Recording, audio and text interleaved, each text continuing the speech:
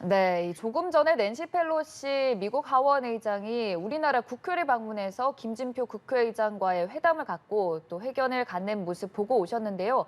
사실 그 이전에 대만을 방문하면서 미중 간의 갈등 노선, 또 이게 경제 전반적으로 미치는 파장에 대한 우려도 커지고 있는 상황입니다.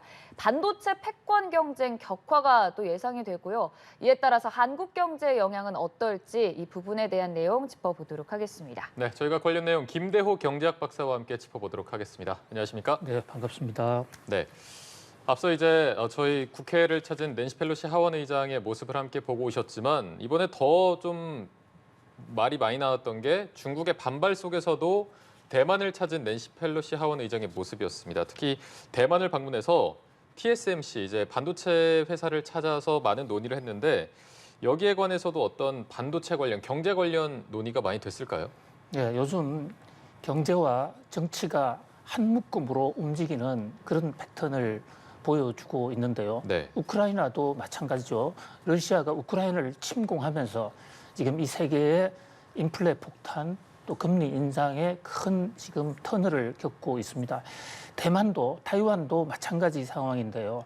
현재 이 낸시 펠로시 하원 의장이 한국에 와 있습니다마는 하루 전 대만에 타이완에 있으면서 TSMC라는 회사, 이것은 타이완이즈 세미컨덕터 매뉴팩처링 컴퍼니의 준말인데요. 한마디로 대만 반도체 제조 회사, 이런 회사입니다.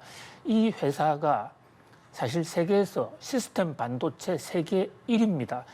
이 비메모리 시스템 분야에서는요, 점유율이 삼성전자의 5배 정도 되고 전 세계 점유율의 절반 이상을 TSMC가 다 장악하고 있다 해도 과언이 아니거든요.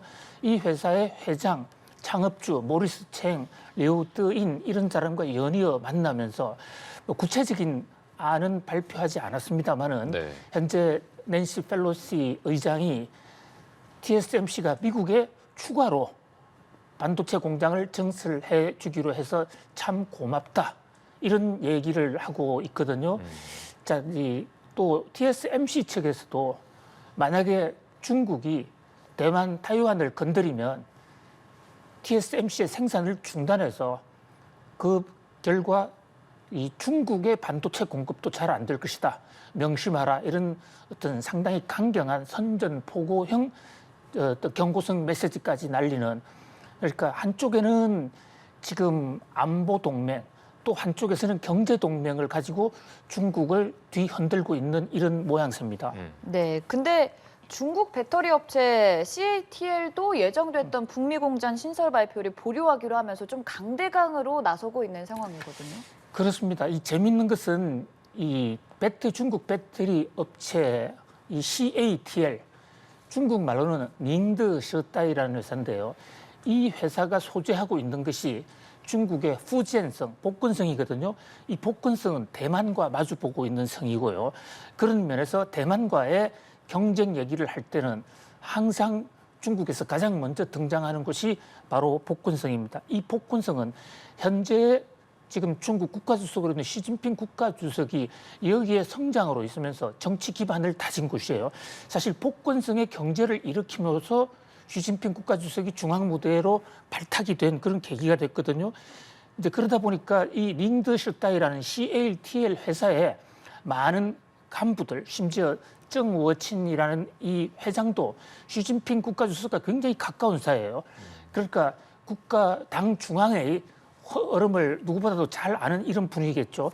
그래서 대만에 TSMC가 있다면 우리 중국에는 이 CATL이 있다. 그래서 이 CATL이라는 배터리 회사가 미국을 향해서 아주 엄중한 포격을 하나 날렸습니다. 그게 CATL이 지금 미국과 미국 인근의 멕시코 등에 배터리 공장을 짓기로 돼 있거든요. 이거 당분간 보류하겠다, 이렇게 선언을 했습니다. 이렇게 선언하면 충격을 받는 곳은 1차적인 충격은 미국의 자동차 회사인데요. 특히 포드 자동차 같은 데는 지금 전기차로 전환하느라고 모든 회사의 생산 설비 시스템을 대전환하고 있는데 우리나라 배터리 업체도 많이 들어가 있습니다만은 중국 CATL이 또 세계 반도체 부분, 이 배터리 부분에서 점유율이 50%가 넘습니다. 그리고 가격이 싸거든요. 이렇게 CATL이 들어오겠다 했다가 안 들어오게 되면 미국의 전기차가 타격을 받을 수가 있습니다.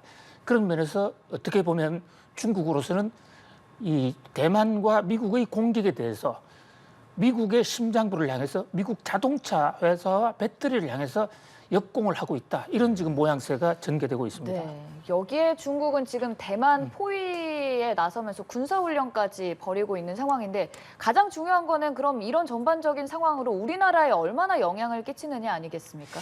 그렇습니다. 그래서 우선 결론적으로는 중국이 뭐 극단적인 선택, 이를테면 미국과의 전면전으로까지는 가지 않지 않겠느냐라는 네. 그런 생각을 좀 해봅니다. 저뿐만이 아니라 세계 경제 전문가들도 그런 생각을 하는데요. 왜냐하면 만약에 중국이 대만을 봉쇄한다든지 미국에게 경제 보복을 가하는 행동을 강력하게 할 경우에는 대만과 미국에도 타격을 줄 수 있지만 지금 중국 경제가 굉장히 어렵습니다. 이 물류난이 계속된다고 그랬을 때 중국의 원가 부담, 중국의 GDP 부담, 특히 중국은 올 가을에 시진핑 국가주석의 3연임을 앞두고 현재 경제적인 치적을 국민들에게 좀 자랑해야 되는 이런 상황 속에 있는데 현 상황에서 갈등이 심화돼서 경제 전면전으로 간다? 이러면 현재 미국보다도 중국의 타격이 더 클 수 있다. 이런 면에서 현재 뭐 시진핑 국가주석이 우리가 복심을 정확하게는 알 수는 없습니다만은 현재 이것은 전략적 어떤 경제 전면전의 하나의 시위 정도가 아니겠느냐 이렇게 보여지는데요. 그런 각도에서 현재 파장을 그렇게 크게 뭐 우리가 공포에 떨 필요는 없습니다만은 그러나 중국 입장에서는 또 중국 내부 국민들에 대한 이 시진핑 국가주석이 어떤 대만 공격에 대한 강경하게 대응했다는 것을 보여주기 위해서도 뭔가 상징적인 조치는 어느 정도는 필요할 거거든요. 그래서 단기적으로 대만을 군사적으로 포위해가지고 훈련을 하면 그것은 군사 문제이긴 합니다만 그 지역을 배가 지나갈 수 없습니다. 그러다면 천연가스라든지 석탄 또 원유 이런 게 지금 대만 해협을 비롯한 고개 동아시아와 유럽 또는 중동에 연결하는 교통로거든요. 그렇기 때문에 뭐 다소간의 충격은 받을 수가 있다. 이런 그래서 최악의 상황에 대처할 필요는 있다고 봅니다. 네, 저희가 앞서 이제 낸시 펠로시 하원 의장과 우리 국회를 찾은 김진표 국회의장이 그 회담 결과 공동 성명 발표 현장을 함께 보여드렸습니다. 이 회담과 관련해서 칩포 동맹 얘기가 나왔는데 이게 어떤 건가요? 예, 칩이라는 게 우리는 흔히 고구마 포테이토 칩에 우리 영어를 많이 받아들였지 않습니까? 아주 날렵하고 작고 납작하게 생긴 것을 영어로 CHIP 칩이라고 그러는데 이게 반도체 웨이퍼, 반도체도 꼭 칩처럼 얇고 아주 가볍게 생겼어요. 그래서 이제 흔히 경제계에서는 칩하면 반도체 칩을 더 연상을 합니다. 여기에 대해서 이번에 낸시 펠로시 의장도 지금 미국 정부가 추진하고 있는 칩포 동맹을 더 강화시키는 듯한 그런 어떤 정지 작업을 대만에서도 많이 했거든요. 그런데 이 칩포 동맹은 바로 경제 안보가 걸려 있는 바이든 대통령의 가장 주력 현재 핵심 사업이고 미국의 경제와 미국의 외교 안보가 연결되어 있습니다. 미국의 많은 무기들, 요즘 무기들은 다 첨단 전자장피가 들어가는데 그 안에는 핵심 반도체 성능이 무기의 성능을 좌우합니다. 그런데 공교롭게도 이 미국은 반도체 완성품, 제조품을 지금 거의 생산하고 있지 않거든요. 메모리 반도체는 한국이, 또 비메모리는 대만이, 또 그 반도체 만드는 기계는 일본이 이래 생산하고 있습니다.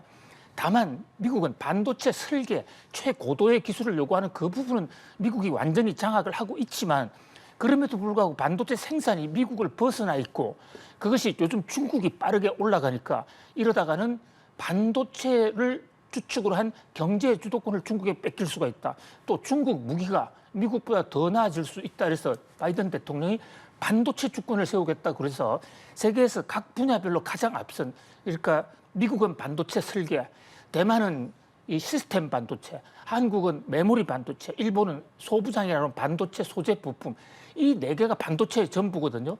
이 네 개를 동맹으로 만들어서 하나의 표준을 정하고 함께 움직이면 중국을 견제할 수 있지 않겠느냐. 여기에 지금 미국이 올인을 하고 있습니다. 근데 문제는 한국의 경우에는 기술 분야에서는 미국과 굉장히 협력이 많고 앞으로도 필요한데 우리나라 반도체 삼성 이 전자와 SK 하이닉스가 공장의 상당 부분을 중국에 두고 있고 또 그 제품을 중국에 팔고 있거든요. 중국 입장에서 우리가 소외되면 국가 이익에 큰 손해를 본다. 이래서 한국을 상대로 미국하고 치포 동맹하지 말라. 노골적으로 지금 공개적으로 지금 반대 여론전까지 하고 있거든요. 그런 면에서 우리의 선택이 굉장히 지금 민감한 문제로 다가오고 있습니다. 그렇다면 실제로 중국 측에서 지난 사드 배치 때처럼 뭐 경제 보복 이런 가능성도 충분히 있는 거네요. 이번에 대만과의 관계에 있어서도요. 낸시 펠로시가 타이완에 가서 이렇게 협력을 한다고 그러니까 바로 중국은 타이완 과자를 비롯해서 110 몇 개 제품 이상을 수입 금지해버렸지 않습니까? 뭐 그런 면에서 중국이 갖고 있는 경제적 카드, 특히 희토류라든지 특히 우위를 보이고 있는 이런 분야에 대해서 규제를 할 수도 있는데 다만 이 사드 문제는 사드가 배치됨으로 인해서 중국이 안보가 직접적으로 침해받는다라고 중국이 주장을 해왔는데 반했어요. 치포 동맹은 경제 동맹이고 일단 간접적이고 또 한국과 미국만이 하는 것도 아니고 타이완, 일본 이렇게 같이 하는 거기 때문에 한국만을 타겟으로 해가지고 그 경제 보복을 했을 때 효과가 과연 얼마나 있을까? 그리고 또 치포 동맹에서 집단적으로 거기에 반대해서 보복에 대한 보복으로 중국을 치게 되면 중국은 반도체를 구하지 못하게 될런지도 모르거든요. 그런 면에서 사드 때만큼은 아니지만은 하여튼 우리 정부나 우리 반도체 회사들의 아주 현명한 지금 선택이 중요한 그런 과제로 부각이 되고 있습니다. 네, 참 이 미중 간의 노선에서 한국 경제도 피할 수만은 없는 상황인데 조금 다른 얘기를 해보자면 원자재 시장, 특히 시멘트 가격이 오는 9월부터 인상될 것이라고 합니다. 시멘트 가격이 인상되면 레미콘 가격도 오르고 또 건축 현장에서 뭐 건축비 분양가가 오르니까 국민들에게도 영향을 끼칠 것 같은데 왜 이렇게 오르게 된 겁니까? 그렇습니다. 이 시멘트 가격이 오르는 것은 시멘트를 생산하는 업체가 시멘트 공급 가격을 올리겠다고 통보한 때문인데요. 네. 자, 그렇다면 시멘트 업체는 왜 올리겠다고 통보했느냐? 시멘트의 가장 핵심 원료, 비용이 가장 많이 들어가는 것은 이 역청탄이라고 불리는 유연탄입니다. 이 석고라든지 이런 것으로 불을 엄청나게 가열을 해서 거기서 시멘트를 만들어내는 것이거든요. 네. 그러니까 전체 비용의 약 한 45%가 이 유연탄 비용인데 최근에 호주가 이 유연탄 가격을 많이 올렸습니다. 이 또 호주가 이렇게 올리게 된 것은 세계적인 물류망도 있지만 호주와 중국이 지금 무역 전쟁을 하고 있거든요. 이런 여러 가지 요인이 작동이 됐는데 일단 9월 1일부터 올리겠다고는 했지만 이게 성사될지는 일단 미지수입니다. 왜냐하면 현재 시멘트 값은 시멘트 업체가 올리겠다고 해서 그대로 가격이 반영되는 것은 아닙니다. 레미콘 업체하고 협의를 해야 되는데 불과 몇 달 전에 시멘트 업체와 레미콘 업체가 협상을 해서 2자리 이상으로 가격을 이미 올렸습니다. 그리고 그동안에 이 관련 규정에는 한 번 올리면 1년은 그대로 가자고 했는데 그것을 지난해 올린 것을 그 규정까지 무시해가면서 상반기에 올려줬다고요. 근데 또 올린다? 여기서 레미콘 업체가 굉장히 반발하고 있는 것이죠. 자, 시멘트 업계로서는 호주의 유연탄 가격이 올라서 올린다라고 하지만 레미콘 업체는 이미 그 가격은 상반기에 올랐고 지금은 오히려 가격이 안정세입니다. 오히려 최근에 물류 대란, 노조의 어떤 그 배달 이런 문제에 관한 또 삼표 시멘트 같은 경우에는 노동자 사망 사고 있었지 않습니까? 이런 것의 피해를 레미콘 업체에 전가하는 것이 아닌가. 그래서 협상이 주목이 되는데요. 지금 앵커님 잘 지적해 주신 대로 시멘트 가격이 오르면 레미콘 가격이 오르고 레미콘 가격이 오르면 건설사들의 건설 비용이 오릅니다.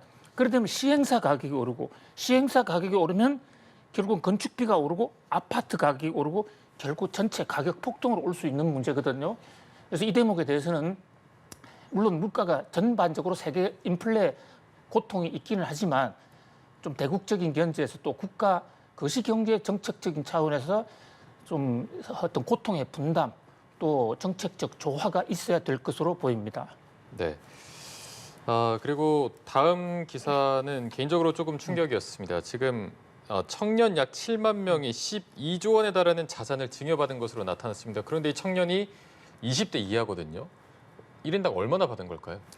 예, 1인당 평균 1억 7천만 원 정도 받았어요. 네.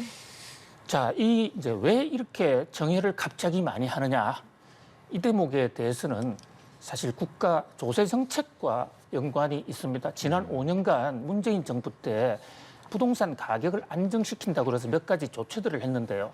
그게 좋다 나쁘다를 떠나서 이를테면 다주택자에 대해서 누진 과세를 하니까 지금은 바꾸겠다고 그럽니다만은 집을 두 채를 갖고 있으면 세금 폭탄을 맞게 되니까 하나를 그냥 자녀한테 넘겨버리는 겁니다. 세금을 많이 물더라도. 그다음에 또 정여를 했을 때 양도세 인정과세 기간이라는 게 있어가지고 다시 되팔 때 5년 내에 되팔면 세금을 중과하는 이런 제도가 있는데요.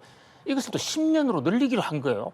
그러니까 내년부터 이제 10년을 늘리니까 만약에 올해 정여를 하지 않으면 내년부터는 여러 가지가 더 불리해진다.